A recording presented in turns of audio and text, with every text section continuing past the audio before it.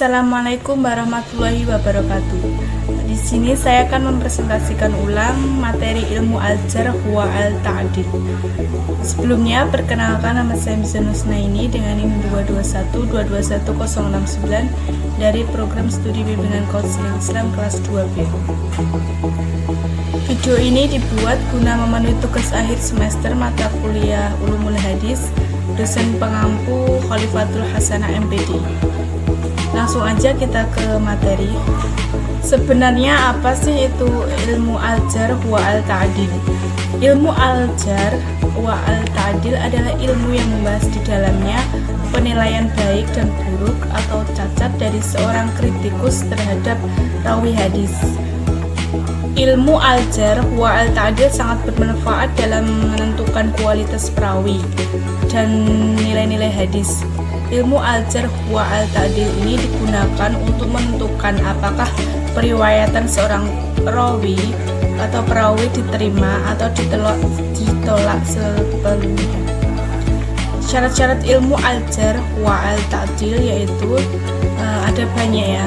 Yang pertama yaitu bertakwa dan berilmu, kedua mengetahui sebab-sebab jarh dan al-ta'dil, yang ketiga mengetahui penggunaan kalimat-kalimat bahasa Arab, yang keempat mengetahui hal-hal yang berkaitan dengan periwayatan, lima bukan termasuk orang yang terjarah, yang keenam tidak bersikap fanatik yaitu amanah dan bersih dalam memberikan penilaian, yang ketujuh teliti dalam melakukan penilaian, kedelapan berpegang teguh pada etika pembahasan ilmiah yang benar, yang kesembilan mampu menjelaskan secara rinci tentang tajrih dan sebab-sebab.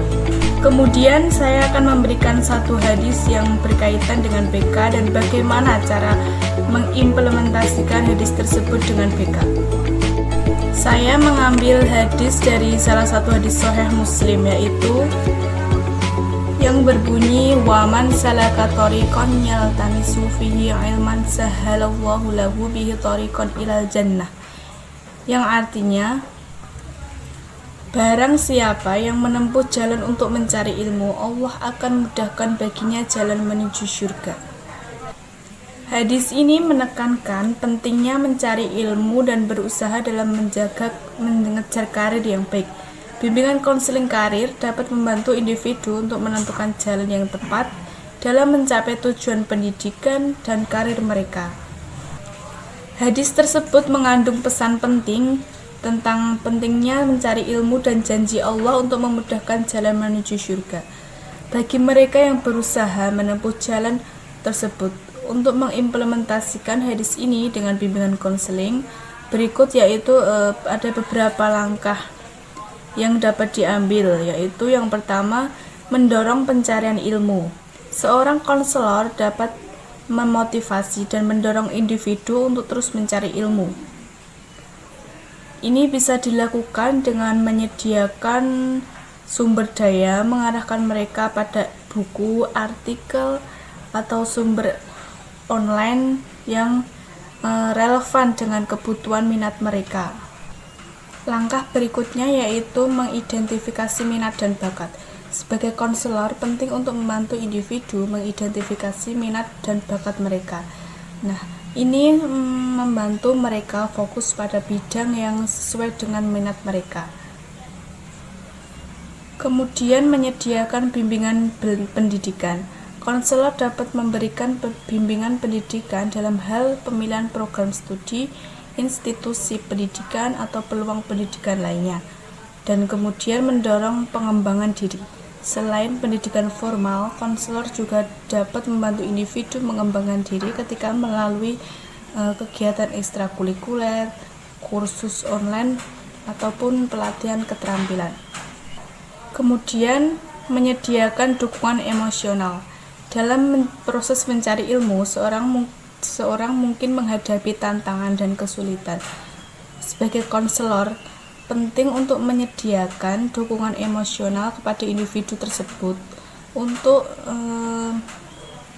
mendengarkan dengan empati, memberikan dorongan, dan membantu mereka mengatasi hambatan yang mungkin muncul. Selanjutnya, mengintegrasikan nilai-nilai agama. Selain fokus pada pengembangan intelektual, konselor juga dapat membantu individu mengintegrasikan nilai-nilai agama. Dan yang terakhir yaitu mendorong pengabdian dan berbagi pengetahuan. Salah satu cara untuk mendapatkan keberkahan dari pencarian ilmu yaitu dengan menggunakannya untuk memberikan manfaat kepada orang lain. Nah, sebagai konselor dapat mendorong individu untuk berbagi pengetahuan mereka dengan orang lain melalui belajar, menulis, atau terlibat dalam kegiatan sosial mereka. Dapat disimpulkan materi yang pertama tadi, al-jar wa al-ta'dil, yaitu sangatlah penting karena sebagai langkah untuk menetapkan apakah periwayatan seorang rawi ini dapat diterima atau ditolak seluruhnya. Kemudian dalam mengimplementasikan hadis tersebut dengan bimbingan konseling, konselor berperan dalam memberikan panduan, dukungan, dan motivasi kepada individu untuk terus mencari ilmu dengan niat yang ikhlas. Dengan harapan apa yang saya sampaikan ini bisa memahami dengan baik, saya juga mengucapkan terima kasih kepada teman-teman dan dosen Khalifatul Hasanah MPDI yang sudah mendengarkan. Sekian, wassalamualaikum warahmatullahi wabarakatuh.